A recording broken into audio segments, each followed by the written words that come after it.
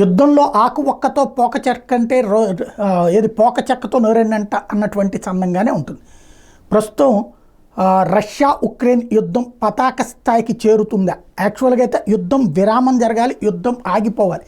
ఎందుకంటే ట్రంప్ యుద్ధాభిలాషి కాదు, యుద్ధాలని కంట్రోల్ చేస్తూ వచ్చాడు. తన హయాంలో ఎలాంటి యుద్ధాలు జరగకుండా ప్రపంచవ్యాప్తంగా నిరోధిస్తూ వచ్చాడు.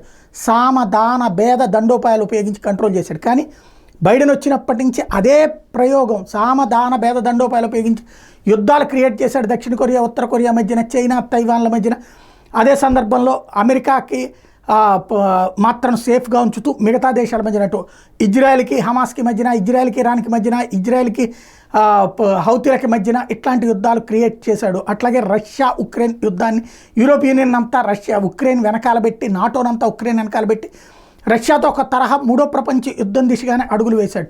ఎప్పుడైతే రష్యాకి చైనా, ఇరాన్, ఉత్తర కొరియా లాంటి సపోర్ట్ వస్తుంటే మూడో ప్రపంచ యుద్ధమే వస్తుందా అన్నటువంటి భయం వేసింది. కానీ ఈ లోపుగా ప్రభుత్వం మారడానికి సిద్ధమైంది. ట్రంప్ వచ్చేటప్పటికి శాంతి కాముకుడు వస్తున్నాడు అనుకుంటే డీప్ స్టేట్ టీం ఏదైతే అమెరికాలో ట్రంప్ రావడానికి ఇష్టం లేని వాళ్ళు, అమెరికన్ ఆధిపత్యం అతిగా ఉండాలని కోరుకునే వాళ్ళు, ఆయుధ ల్యాబీలు నడిపించేటటువంటి వాళ్ళు, సోరోస్ గ్రూప్ చేసినటువంటి ప్రోద్బలమా లేదా కోట్లకి కోట్లు లక్షల కోట్ల రూపాయల డబ్బులు తిన్నటువంటి కృతజ్ఞతా ఫలితమా?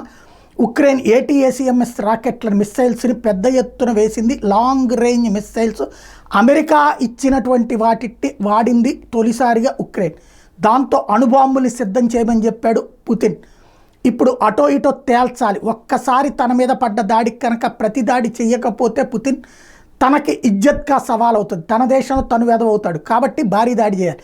అది అణుబాంబులు వేస్తాడా లేదా ఉక్రెయిన్ని రాత్రి పగలు దుమ్ము దులుపొదిలి పెడతాడా, మళ్ళీ 3 ఏళ్ల క్రితం నాటి దాడుల తరహాలకు వెళ్తాడా ఏంటనేది తేలాలి. ఇది కనుక అయితే ఉక్రెయిన్ వెనకాల నిలవడానికి ఇప్పుడు నాటో యూరోపియన్ మాత్రం సిద్ధంగా లేదు. కాబట్టి మూడో ప్రపంచ యుద్ధం జరగకపోవచ్చు. కానీ అలాగ రెచ్చగొట్టడానికి సోరోస్ టీం ఉన్నటువంటి నేపథ్యంలో ఏం జరుగుతుందో చూడాలి.